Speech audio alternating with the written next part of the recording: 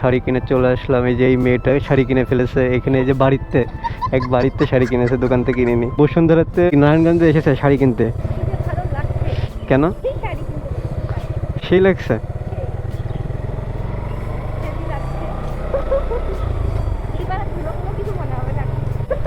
গ্রামের মধ্যে এসে অন্য মানুষজন জানে কেরম করেছে এই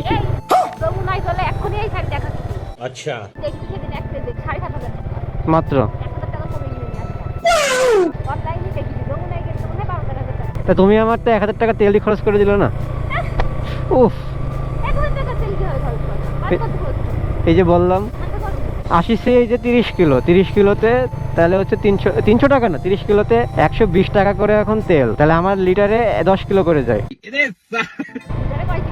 10 কিলো তাহলে হচ্ছে 10 কিলো করে যদি লিটারে যায়, তাহলে তুমি এখানে 30 কিলো, তাহলে 120 টাকা করে তেল। তাহলে কত টাকা হলো? 360 টাকা তেল খেয়েছো।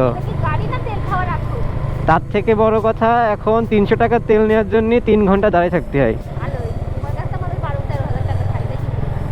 তাহলে যে তোমার বিল হতো 20,000 টাকা, তাহলে আমার লিটারে যেতে হচ্ছে 5 কিলো করে। তোমার যদি 13,000 টাকা শাড়ি যদি কিনতে, গাড়ি নাড়াচ্ছ কি জন্য?